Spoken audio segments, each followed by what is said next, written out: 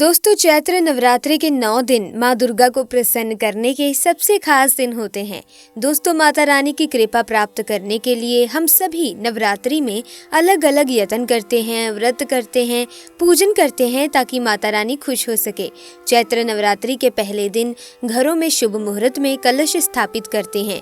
9 दिन तक 9 देवी की विधि विधान से आराधना की जाती है। चैत्र नवरात्रि 22 मार्च 2023 से शुरू हो रहे हैं। नवमी तिथि 30 मार्च 2023 को है। 31 मार्च 2023 को दशमी तिथि के दिन व्रत का पारण किया जाएगा।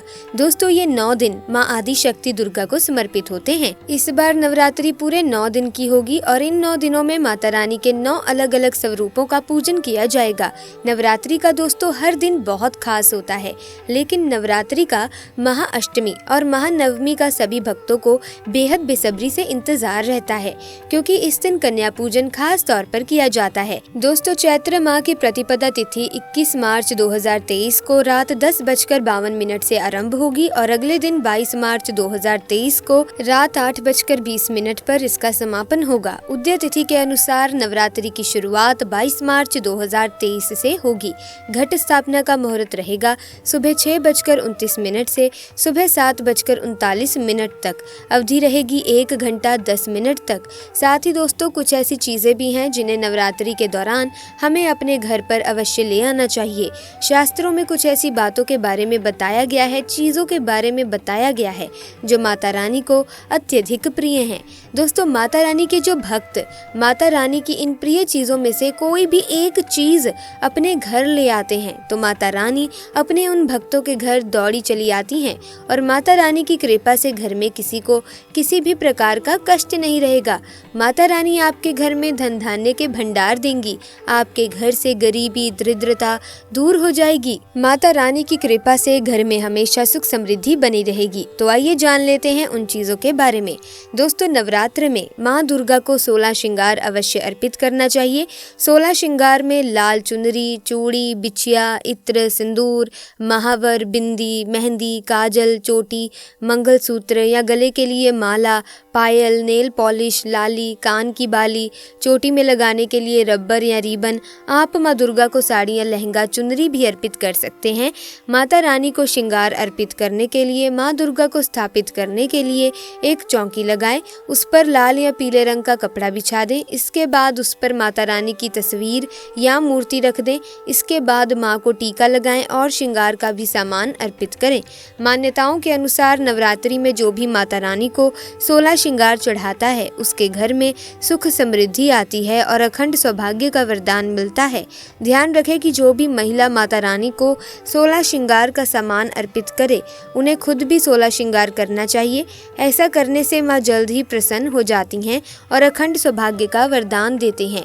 नवरात्र के बाद आप 16 श्रृंगार का सामान या तो सुहागन ब्राह्मणी या किसी गरीब महिला को दान में दे सकते हैं, या आप खुद भी माता रानी के प्रसाद के रूप में इन सामग्रियों का इस्तेमाल कर सकते हैं। नवरात्रि के दौरान सोने या चांदी का सिक्का लाना भी बहुत शुभ माना जाता है। नवरात्रि के दौरान आप सोने या चांदी का सिक्का जरूर घर ले आएं और इसे माता रानी की चौकी पर माता रानी के पास रखें और नवरात्र के 9 दिन तक आप इस सिक्के का भी पूजन करें। इससे देवी लक्ष्मी की कृपा बनी रहेगी और दोस्तों गरीबी दूर रहेगी। नवरात्र के 9 दिन बाद आप इस सिक्के की पूजा करके इस सिक्के को अपनी तिजोरी में रख दें। ऐसा करने से घर में धन धान्य की वृद्धि होती है। नवरात्रि के दौरान घर में कमल का फूल लाना बहुत ही शुभ माना जाता है। कमल के फूल को धार्मिक शास्त्रों में अत्यधिक महत्व दिया गया है। धन की देवी लक्ष्मी भी कमल के फूल पर विराजमान रहती हैं।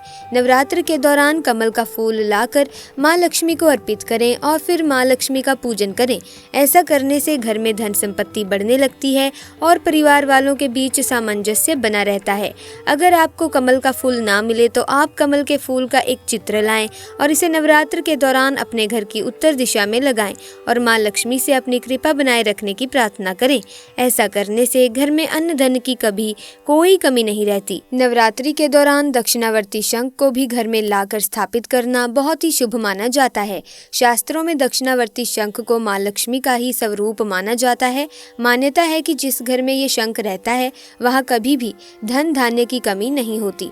भगवान विष्णु की कृपा ऐसे घर पर बनी रहती है इसीलिए इसका घर में होना मंगलकारी है। जिस परिवार में विधि विधान के साथ इसकी स्थापना की जाती है वहाँ भूत प्रेत पिशाच और नकारात्मक शक्तियों का प्रवेश नहीं हो पाता। माना जाता है कि शत्रु पक्ष कितना भी बलशाली क्यों ना हो, इसके प्रभाव से हानि नहीं पहुंच पाता। इतना ही नहीं, इसके प्रभाव से दुर्घटना, मृत्यु व चोरी आदि से भी रक्षा होती है। शास्त्रों में माँ लक्ष्मी जी का आशीर्वाद प्राप्त करने के लिए और उन्हें स्थायी रूप से निवास देने का एकमात्र प्रयोग दक्षिणावर्ती शंख है। इसके प्रयोग से ऋण, दरिद्रता, रोग आदि मिट जाते हैं और सब प्रकार से संपन्नता आने लगती है। दक्षिणावर्ती शंख के लाभ अद्वितीय हैं दोस्तों। नवरात्र में माता रानी की पूजा में कौड़ी का इस्तेमाल अवश्य ही करना चाहिए। धर्म ग्रंथों के अनुसार लक्ष्मी जी समुद्र से उत्पन्न हुई थी और कौड़ी भी समुद्र से ही निकली है। कौड़ी को माँ लक्ष्मी जी की सगी बहन माना जाता है। कौड़ी में धन को आकर्षित करने का स्वाभाविक गुण होता है। नवरात्रि में 7 कौड़ी लाएं और उन्हें हल्दी से पीले रंग का रंग दें। अब इन कौड़ी को माता रानी के पास चौकी पर रख दें। नवरात्रि के पूरे 9 दिन तक आप माता रानी का पूजन करने के बाद इन कौड़ियों का भी पूजन करें। कौड़ी पर रोज हल्दी और कुमकुम से तिलक करें और अक्षत पुष्प छिड़कें। फिर नवरात्र के 9वें दिन कन्या पूजन के बाद आप इन कौड़ियों को लाल कपड़े में बांधकर अपने धन रखने के स्थान पर रखते हैं। ऐसा करने से धन में दोगुना चौगुना बढ़ोतरी होगी। कौड़ी को धारण करने से बुरी नजर और संकटों से भी रक्षा होती है। कौड़ी धारण करने से ये आपकी माँ के रूप में रक्षा करती है। बुरी नजर और संकटों से बचाने की इसमें अद्भुत क्षमता होती है। नवरात्र के दौरान माँ दुर्गा को गुड़हल का पुष्प अवश्य ही अर्पित करना चाहिए।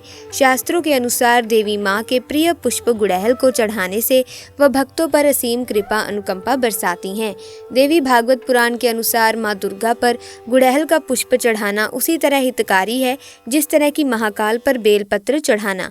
नवरात्र के दौरान गुड़हल का पुष्प चढ़ाकर मातृका की पूजा करने से माता रानी बहुत जल्दी प्रसन्न हो जाती हैं और अपने भक्तों को सभी कष्टों और संकटों से मुक्ति दिलाती हैं। दोस्तों, आप सभी ने माता रानी के मंदिरों में छत्र देखे होंगे। छत्र आभा मंडल, छाया, सम्मान और सत्ता के सूचक होते हैं। नवरात्र के दौरान माता रानी को छत्र अवश्य ही अर्पित करना चाहिए। छत्र अर्पित करने का मतलब है कि आप अपने जीवन की, अपने घर परिवार की सत्ता माता रानी के हाथ में सौंप रहे हैं। जो भक्त श्रद्धा पूर्वक माता रानी को नवरात्र के दौरान छत्र अर्पित करते हैं, माता रानी उनके घर परिवार की भाग दौड़ अपने हाथ में ले लेती है। उन्हें उनके परिवार के सभी सदस्यों को सही दिशा दिखाती है और सभी प्रकार के कष्टों और संकटों से रक्षा करती है। अपनी इच्छा के अनुसार आप माता रानी को चांदी का या सोने का, बड़ा या छोटा, कैसा भी छत्र अर्पित कर सकते हैं। दोस्तों, नवरात्र के दौरान ये वस्तुएं घर लाने से माता रानी की कृपा से जीवन में खुशियां ही खुशियां आती हैं। नवरात्र के दौरान अपने घर इन वस्तुओं को लाने से माता रानी की कृपा से किस्मत खुल जाती है, कष्ट मिटते हैं और अपार धन की प्राप्ति होती है। तो दोस्तों, आज की वीडियो में बस इतना ही। अगर आपको ज्ञानवर्धक लगी हो वीडियो तो लाइक करें, शेयर भी कर दें और ऐसे में अगर आपने अभी तक हमारे चैनल को सब्सक्राइब भी नहीं किया है तो जल्दी से जाएं, सब्सक्राइब करें और बेल आइकन को प्रेस कर दें ताकि नए वीडियोस की अपडेट आपको मिलती रहे। आपका बहुत बहुत धन्यवाद। जय माता दी।